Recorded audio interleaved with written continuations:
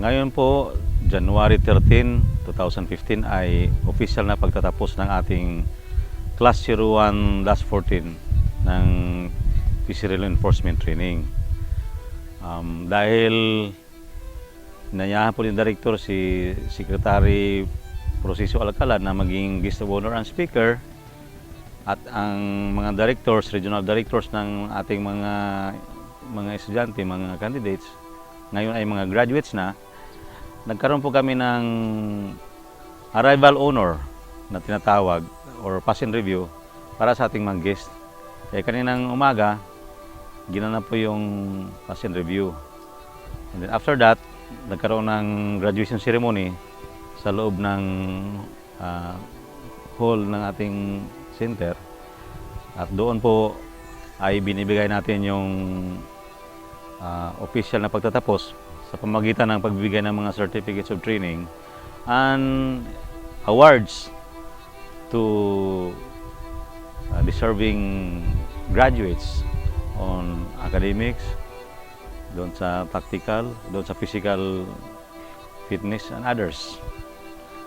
Just like any other training, ito po ay inimpisahan ng nagkaroon ng official opening sa pamagitan ng mga rights. Meron kasi itong rights sa opening, and then meron ding official na ceremony sa pagtatapos. Dito nagbigay ng mensahe po ang ating director na kasalukuyang Undersecretary for Fisheries at si Secretary Prociso Alcala, na ating guest of honor and speaker, patungkol sa pag-inspire ng ating mga graduates. Hopefully someday they will bring in their workplaces as an inspiration also. Ako personally, hindi ko inakala na makasurvive ako. Kasi yun nga, first early days ko dito, parang gusto ko nang umuwi. Tapos, parang ano ba naman to? Napakahirap naman. Hindi ko iniisip na sa edad ko na ito, go pa ako ng training like this. Parang ganun. So, I'm very happy na nakasurvive ako. Masaya po. Kaya lang nalulungkot ako at nakahiwalay na kami mga magkakaklase. Kasi 3 buwan po kaming magkasama, 24 hours, nagkikita-kita kami. So parang nakakalungkot din at maghihiwalay. Masaya, sir. Kumbaga, yung training po dito is parang initial lang.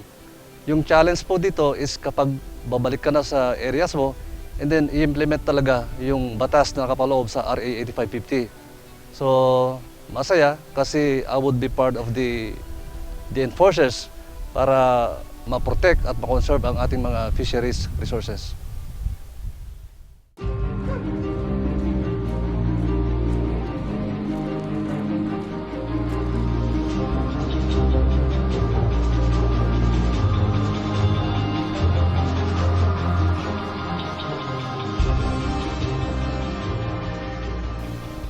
Tingin ko successful naman. Snappy masyado yung mga bata nag-execute ng kanilang kahit yung pag doon sa loob ng room, ng hall, maganda yung pag-arrange. Sa atin pong mga kapapagtapos lang ngayon at sa mga bagong papasok po, ako po ay taos-pusong bumabati sa inyo ng pagpo-congratulate. At the same time, ako po ay umaasa na kayo po ay isang magiging matapat na katuwang ng pamahalaan sa pagpapatupad ng batas. Mabuhay po kayo. Maraming salamat. We hope dito sa kanilang gagampanan na trabaho pagdating nila sa field later on, may apply nila effectively with efficiency kung ano yung naituro sa kanila dito. Dapat nandun palagi yung disiplina, yung good values na tinuro sa kanila dito. Hindi yung basta-basta na lang na nadadala ng kung anong mga hindi magandang practice. Halimbawa yung mga illegal activities Kasi yun naman ang nagiging problema talaga sa coastal communities natin, lalo na doon sa coastal communities, kulang sa law enforcement. Yun naman ang nakikita natin. Kaya nga nagkaroon ng itong project o program ng BIFAR na palakasin yung law enforcement. So yun yung magiging essence ng trabaho nila ngayon doon. And hopefully, sa magandang ginagawa ng mga law enforcers natin, manumbalik sa kabuuan yung environment natin. So doon naman nag-umpisa sa magandang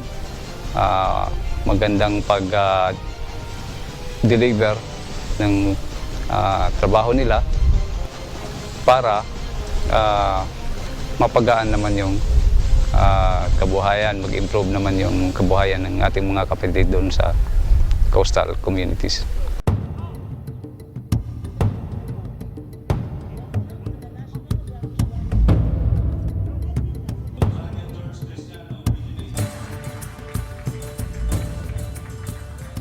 Kanina, inisesa ko kinamayan sila. Sinabi kong make good in our respective workplaces kasi yun lang ang maiiwan natin na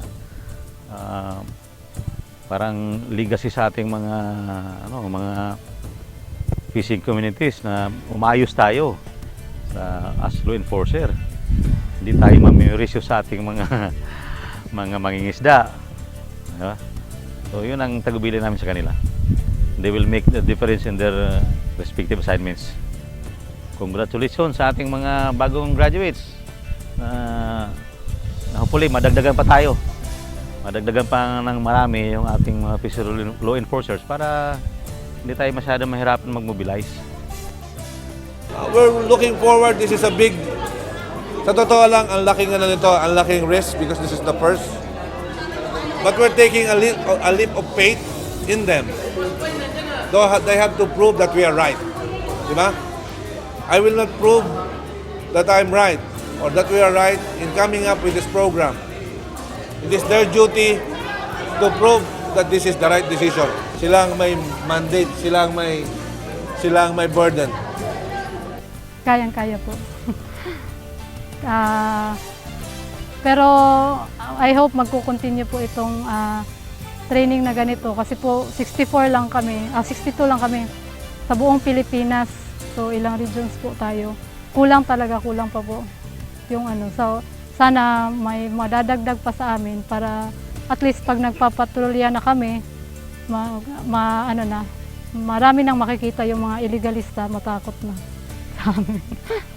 Nagpapasalamat po ako sa aming buting director, si Director Asis Perez, sa programang ito. Tapos kay Dr. Nilo at sa lahat ng training directorate namin. I hope na ipagpatuloy pa nila ang programang ito para maproteksyonan, mabigyan ng protection ang ating fisheries resources. Well, first of all, sa BIFAR, nagpapasalamat ako sa BIFAR kasi may ganitong klaseng programa for almost, sabi nga ni Director Perez kanina, 67 years. So first time na nagkaroon po ng ganito. Considering naman po kasi na kung titingnan mo yung sakop ng mundo is 75% is water. So mas malaki talaga yung responsibility na dapat tatahakin pagdating sa tubig. So yun po, hopefully, pagkatapos po ng training, talagang doon po ako sa law enforcement division na po mag-umpisa.